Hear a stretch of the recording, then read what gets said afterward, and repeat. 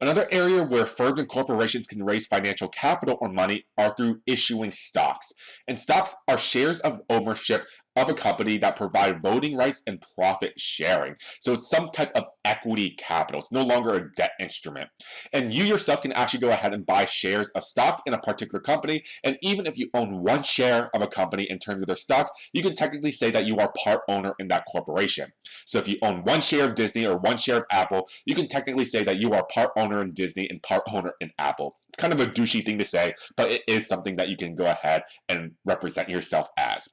So stocks represent a very quick way for firms and corporations to raise a huge amount of money, albeit this cash infusion is going to come from one-time event. So let's go ahead and take a look at stocks. As we said before, stocks represent some type of equity capital. So stocks are some type of equity capital. And equity here means just some type of ownership. And I would highly encourage you to go ahead and invest in some stocks right now with some type of money, just to go ahead and get some type of experience and to see exactly what happens with the marketplace with your money when you invest in stocks. Because stocks over a long period of time, they have provided you with higher returns than bonds in other areas. And time in the market is always going to be timing the market. That's a sort of common adage. So you just want to go ahead and get your feet wet a little bit, get a little bit of experience, and let your money grow. Although stocks compared to bonds are going to be seen as much riskier assets. So if you actually put in $1,000 in stocks, the most you can lose is $1,000, unless you're sort of shorting stocks. But that gets into a little bit more of a complex area of stocks and finance, and I'll leave that to your other classes to take care of. So with stocks themselves, how are firms and corporations going to raise money by issuing stocks? And the vast majority of this cash infusion comes from one event known as the IPO, or the initial public offering. Initial public offering. And not all firms or corporations issue some type of stocks, but if firms and corporations want to go ahead and become public, they're going to go ahead and do the IPO. And the idea behind the IPO is the firm or corporation, they're going to go to an underwriting firm, and basically they're going to say, hey, I want to release this many shares at this price on this date, and once that company goes public, when the company sells all those shares on the IPO, that is all the money that's going to go to the firm, and they can use that money to conduct its business operations. And typically, it's a huge amount of money. And we can see that a lot of companies nowadays, they like to pursue these IPOs because it gives them that type of money, that cash infusion on that day. We see Lyft, their IPO, they set this target price at $72. They released about 30 million of these shares on the open market, and that helped raise $2.2 billion for the company. Snapchat, a very sort of popular social media company, they released their shares at about $17 per share, and that raised even more money on their IPO date, roughly about $3.4 billion, and these companies can go ahead and use that money to conduct their business operations, whatever they may be. I still have no idea how Snapchat works, so basically the idea I get from it are texts and videos that you can delete after a period of time. That's the common gist I get out of it. It makes me think that it's good for like sexting or for a lot of porn, but it's something that I'm a little bit too old to understand, so maybe one of you guys can help me understand what Snapchat is. But with this idea of the IPO, this is one way, another way for firms to get this type of money, but it also gives us an idea of another concept, which is something known as market capitalization. And market capitalization just gives us a rough value of what a company is worth at that current moment in time. So market capitalization, So market cap, as it's called for short, this is the market value of a firm. The market value of a firm. And the market cap can only be seen on companies that actually issue some type of shares, because that's going to be public information. And very simple formula that goes along with the market capitalization, that's going to be the price of one share times the number of shares outstanding. And when we multiply these two together, the product will tell us exactly what the market is worth in terms of the market capitalization. So if any one person wanted to go ahead and buy this company, that would probably be the most fair market value for this firm.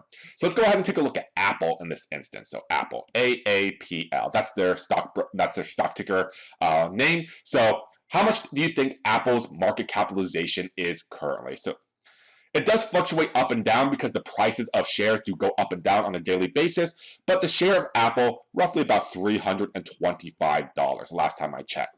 How many shares outstanding do you think the firm has? They have roughly about 4.375 billion shares outstanding. So here, the shares outstanding, the number of shares that Apple has floating around on the free market is 4.375 billion. And you go ahead and take the product of these two numbers, and that'll give you 1,416.03 billion. And this is exactly the rough value of Apple today. So $1.4 trillion, that is what someone would have to go ahead and pay for in order to get the vast majority control of Apple, in order to control all of its business operations. So a huge amount of money. So one company has a GDP that is larger than the most countries in the entire world today. And one thing to note, like we said, is that the price is the one that sort of drives how much market cap a company is worth nowadays. Because we know that the price of stocks go up, the price of stocks go down. So that is going to tell us that market capitalization can go up and can go down very, very quickly as well. And what do you think is going to be the main driving factor in terms of price of a stock? Like any market, the stock market is a market that we can go ahead and do some type of supply and demand analysis on. Here, it's going to be mostly the demand factors that affect the price of a stock. If investors have a very high demand for this particular company stock, then that's going to drive the price up. If companies don't feel very good about the company, then the demand is going to go down, and that drives the price down as well. And there's a really good example of this I always like to use, and that's going to be our good friend Chipotle right here. So Chipotle, they first issued their stock right around in 2006, and we see the stock prices going up and going down, but over a long period of time, we notice that they have been going up.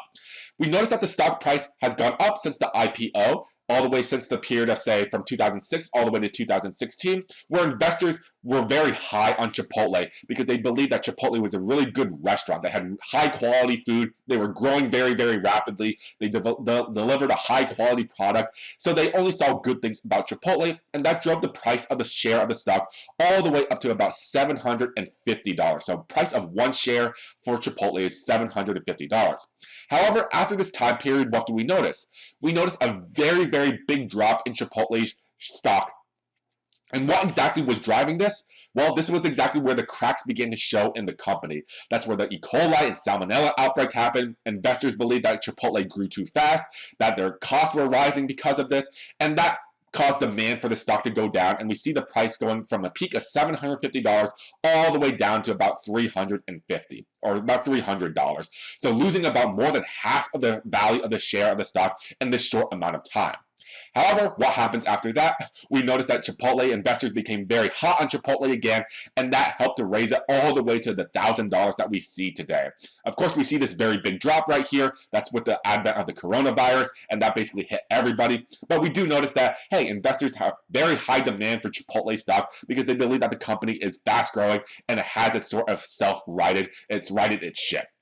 So as we can notice from this, the price of a lot of stocks, they do fluctuate up and down based on a lot of demand factors, and that can also cause the market share for companies to go up and down.